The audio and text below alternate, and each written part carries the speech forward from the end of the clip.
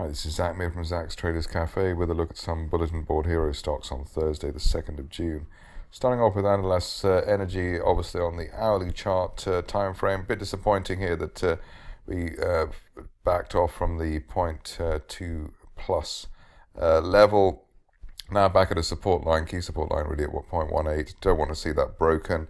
If you're cautious on the shares, which some people may be, you'd want to see this resistance line from early February broken at 0.21. That's also where the 200 period moving average is coming in there. So a bit of a range here between 0.18 and 0.21, and then hopefully back above that line to give us the upside we have been chasing and waiting for so long. Onto the daily chart of Armadale Capital.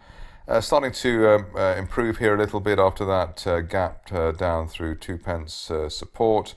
Probably still want to see an end of day close above the 10-day moving average. That's at 1.72 for starters. If we can get that, then maybe there's a chance of filling the gap towards 2.5 pence over the following month or so. Next up, GLR. Galileo Resources, the breakout of that triangle, which was actually broken in April, continues. Nice bounce there off the 10-day, it's rather 50-day moving average at 1.12 pence.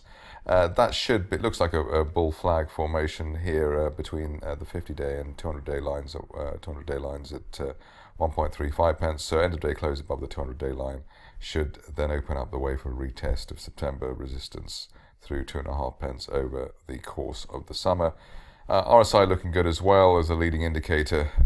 Excuse me, an uptrend line there from April that can be drawn, so that should also provide decent momentum. So aggressive traders buying now, otherwise waiting on the 200-day line break.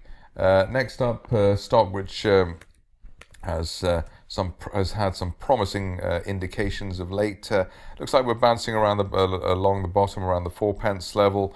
RSI also bouncing around what's at the upper 30s, something like that, twice. That's helpful. But want to see an end of day close above the 50-day moving average at 4.94 pence for Harvest Minerals before assuming a retest of 8 pence April resistance over the course of the summer. Stop loss back below 4 pence, which is relatively obvious. Infrastructure is next, and here we've got a situation where we had the clearance of the 200-day moving average in early April. That's come into support ever since 1.92, the level in question. Now, more helpful is the way that the 50-day moving average at 2.2 pence seems to be coming into support. Hammer candle yesterday gives us confidence as well. And really, while there's no breakback below the 200-day line, we're still looking for a top of 2015 price channel target as high as 4.5 pence over the next couple of months. On to stock which I was discussing with a renowned broker yesterday evening, as one does. Here we've got a situation where there is a rising trend channel that you can draw from October last year. The highlight in the near term is the end of day close above the 200-day moving average at 49 pence. That's the black line.